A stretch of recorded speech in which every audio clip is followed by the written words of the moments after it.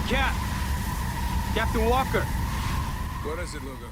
In the video where I talk about this war of mine, I mentioned Spec Ops The Line and how it's one of the more heart-gripping war simulator games out there. I replayed the game again before writing the script, and I must say, I was wrong. Spec Ops The Line isn't one of the more heart-gripping games out there because it is something more. It's more than just a game with character-driven drama and some shock value. It depicts the horrors of the battlefield so well and touches upon subjects with utmost realism. It's a game with an extreme attention to its story that Easter eggs aren't just merely Easter eggs, but rather a reflection of the game's story. The game shows the ugly underbelly of modern warfare. Soldiers are always on the edge of making the decision between pulling the trigger and shooting innocent civilians. It reminds us that in war, there are no good choices, only hard ones. And we as the players get to see and decide where this line gets drawn and where it needs to be crossed, whether we like it or not.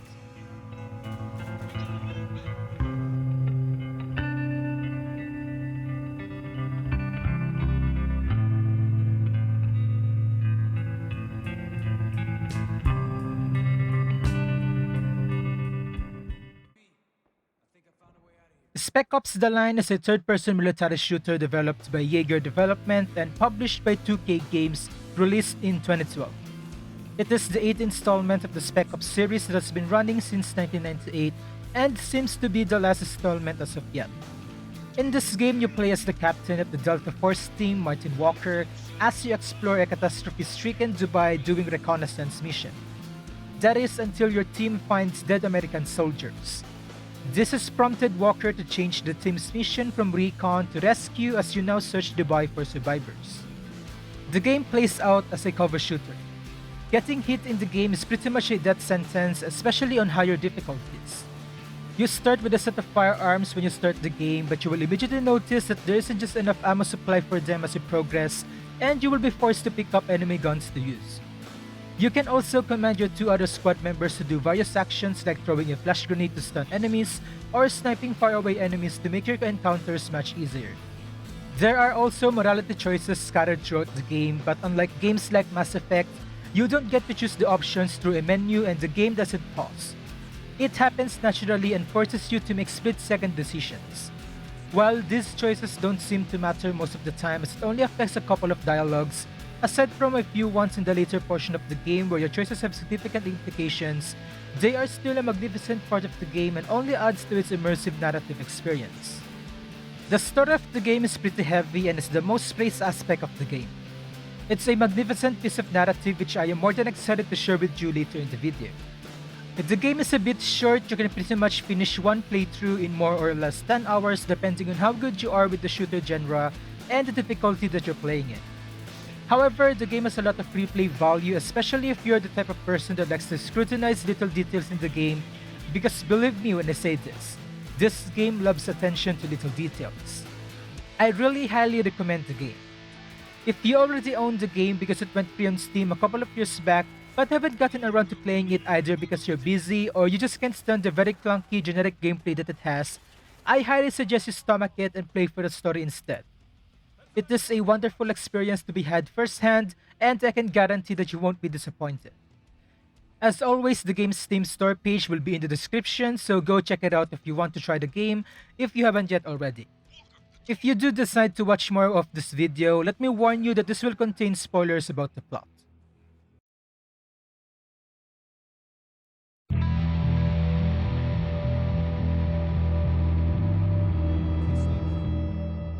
In the year that this game was released, its graphical prowess is what you would expect it to be.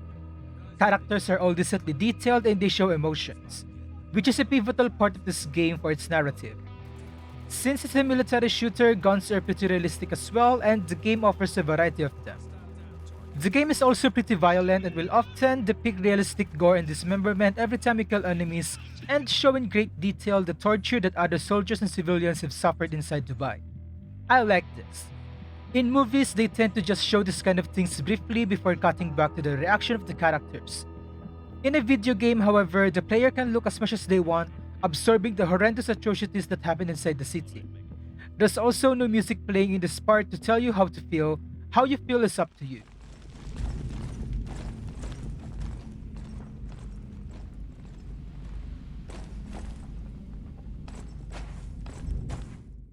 The catastrophe-stricken Dubai looks really superb as well, and you can see how the raging sandstorms have ravaged the once prosperous city. The areas that you will be going through are tourism spots like museums, resorts, high-rise buildings, pretty fantastic stuff that you would expect from the real-world Dubai, although of course in ruins. Some of them even buried beneath layers of sand. These areas are well complemented by visual designs that convey the horrible truth behind the events inside Dubai. Piles of corpses, tortured victims roped in a chair, hanging bodies, disturbing graffiti, and so much more that really supports the game's narrative. The soundtrack is fantastic as well, and it fits the overall theme of the game.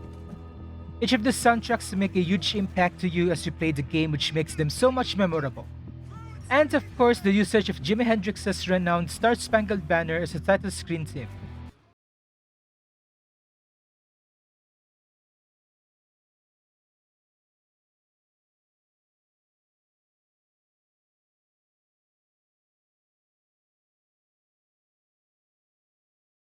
However, I think most of the soundtrack used in the game are pretty standard music you'd hear from a shooter. But they blend in so well in the gameplay that when the game actually doesn't play any music to impart suspense and mystery to the scene, the effect is so amplified. When it comes to its performance, it doesn't require that much of a hardware in today's standard. It needs an Nvidia 9800 GT video card and 3GB of RAM as its recommended requirements. A computer with parts released in the early 2010s should be more than enough to run it in at least medium settings. Overall, Spec Ops: The Line is a game that you would be expecting from a game that was released in 2012. It looks nice and you can see its resemblance to the graphics of games today. Its soundtrack may be standard, but it still fits the drama and action of the game. And when the game doesn't play any music to complement a suspenseful scene, only the ambient, diegetic noise of the area is heard throughout the scenes, and it gives you this tense feeling as you shoot your way through whatever's blocking you from your objective, whether it may be enemy troops or innocent civilians.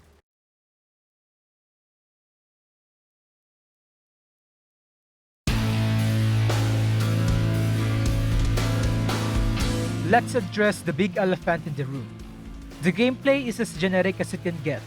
Spec Ops: The Line is a pretty generic military shooter on the outside.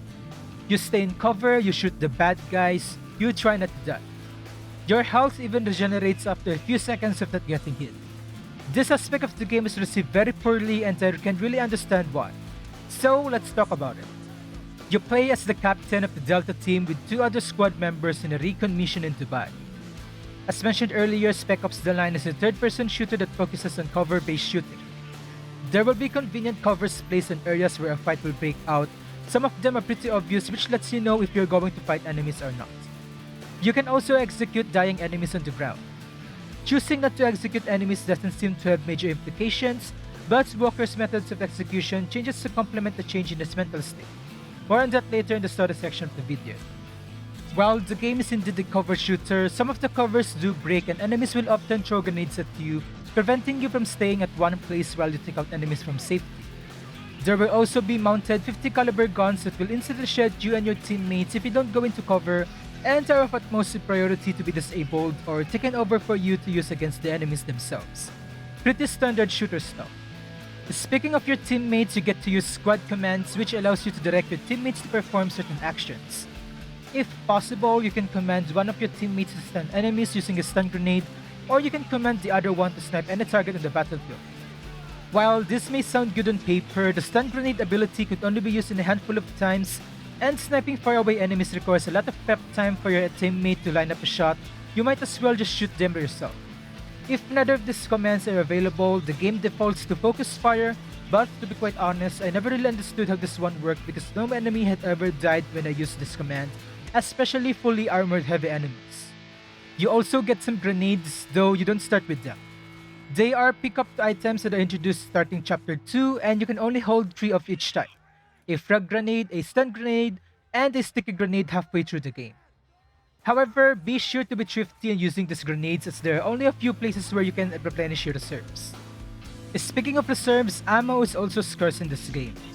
Enemies use different guns than you, so it's almost impossible to get ammo from their corpses. Enemies often use AK-47s and micro SMGs, while Walker starts with an M4A1 and an M9, which varies in ammo size from the former. This will prompt you to switch between weapons often, and you'll find yourself using the guns of your enemies most of the time through most of the campaign. While that may sound like a really bad game design that's only there for a really crappy artificial difficulty, I find it enjoyable as it supports the overall narrative of the game. It also makes you play just a tad bit better than usual since you can just spray and pray and waste bullets. The game also has a number of stealth portions where you can equip suppressors on your guns and try to stay hidden for as long as you can, or for as long as the game permits you to. This is not a stealth-based game after all, so of course the game won't let you sneak your way through all the stages. Your other squad members will also automatically equip suppressors on their guns, so they will never break your stealth when you order them to take out enemies. The thing I like about Spec Ops The Line's gameplay, however, is its seamless morality choices. Throughout the game, you will be presented with various options that you need to decide in real time. No context menu screen, nor will the game pause for you to have time to think about the potential consequences of your choice. Take this one scene for example. No. That's why you're gonna point that pistol somewhere else. Lower your weapon. I'll lower mine. Not gonna happen. You got a name? McPherson, First Lieutenant. You? But not only after cutscenes. Just take a look at some of the first moments of the game. If you have not noticed it, the first person that you can shoot while entering the fuselage of the airplane where survivors may be held hostage is an American soldier. Your character even curses when you accidentally shoot him. There are no slow-mos here, nor choices or indicators, and it's right in the middle of a firefight, challenging you to make split-second decisions about pulling the trigger. The game is quite hard when it comes to difficulty. I played on the default difficulty, Combat Op, and I died quite a few times, but I guess that's more on me being a casual player. And of course, the scarcity of ammo also adds to the difficulty. It gets even more difficult than it should be when annoying bugs occur, like failing to take cover because walkers just don't like to even if you're spamming the take cover button, or your teammates just staying out in the open to be shredded by a 50 cal. Overall, like I mentioned, the game is a generic third-person cover shooter. It's as bland as it can get, and there are a lot of annoying bugs as well that really further sink the gameplay aspect of the game down to the burners. Fortunately though, we are not here for the gameplay. We are here for the story.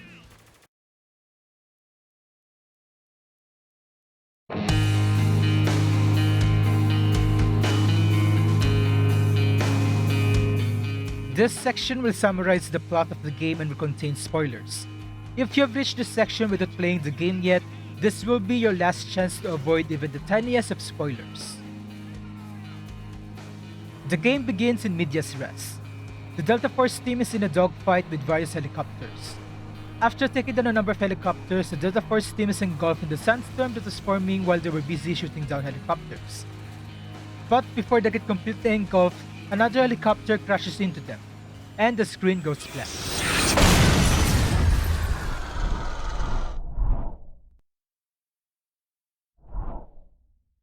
A title card appears telling us that we've gone back to the past.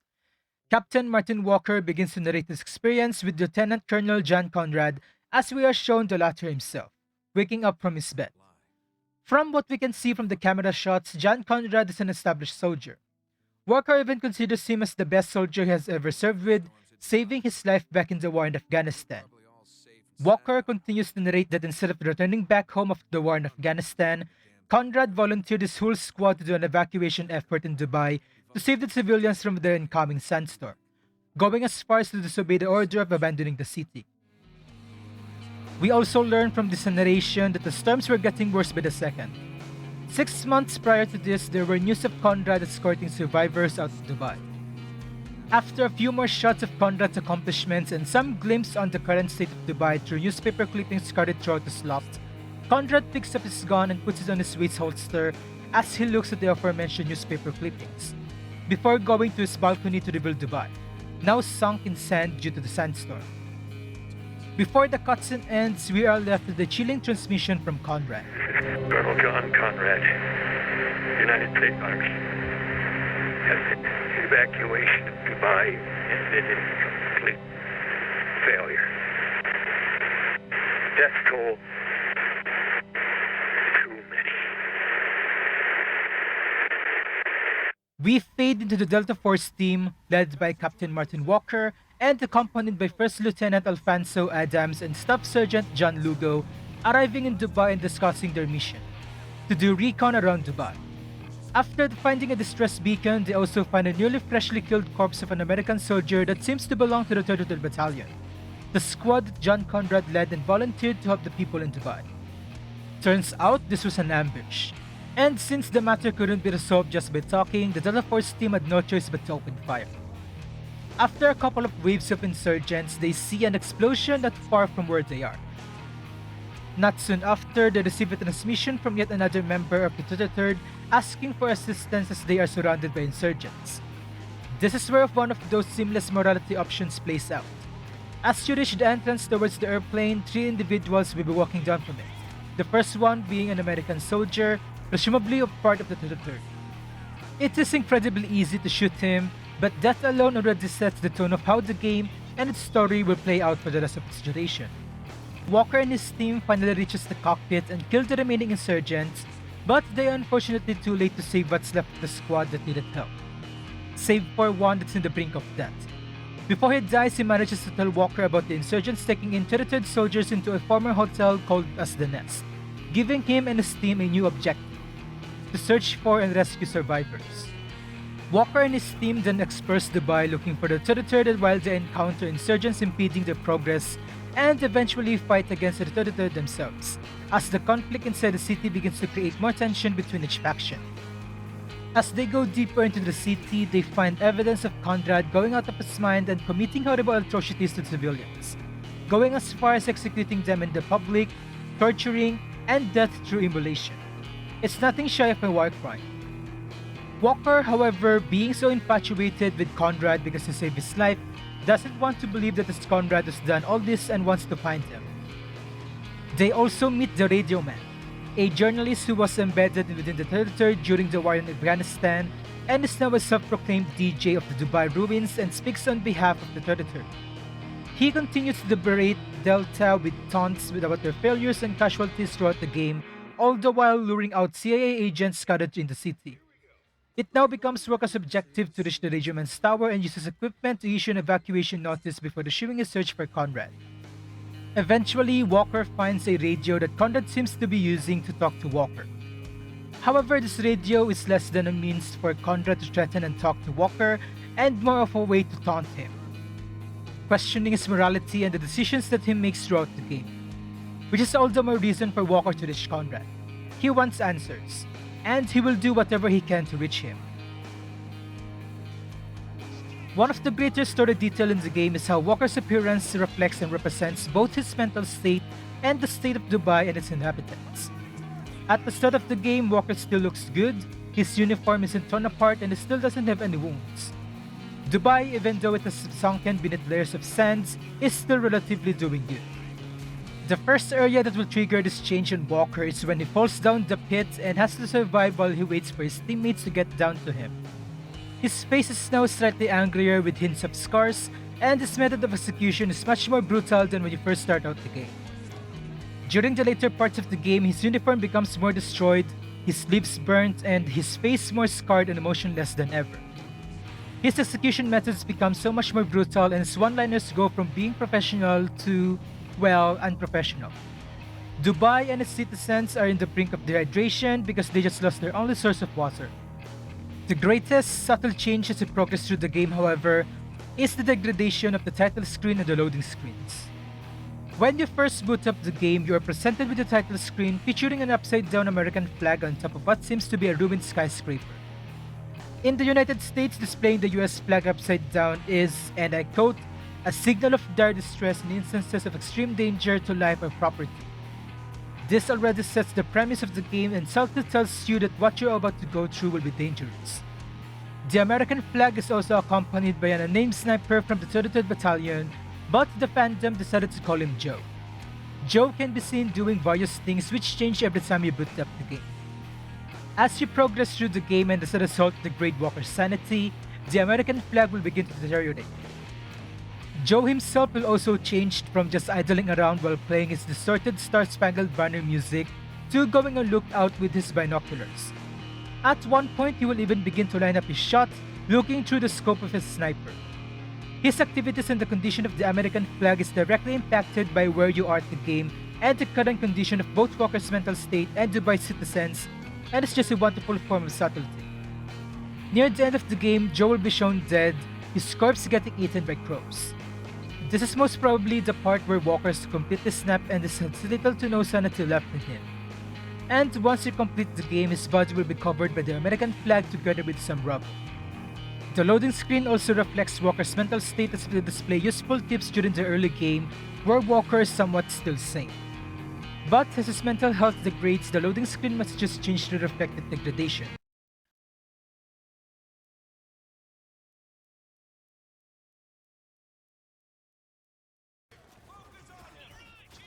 I know I haven't done this game justice with the support of you, but I have to get out all the things that I'm feeling for the game one way or another. Spec Ops: The Line is truly a narrative masterpiece. Not only does it directly tell a story through dialogues and cutscenes, it also provides world building through the various collectible intel packs that you will find throughout the game, and further expounds on the already established story with the subtlety in its title screen and loading screens, and the other various Easter eggs that you will find in the game that I explicitly exclude in this video to avoid major spoilers. The gameplay is pretty generic and borderline boring, and there's really no variations as you play the game. It's just waves of enemies after waves of enemies, but it's compensated with this amazing writing and storytelling. This game is just absolutely fantastic.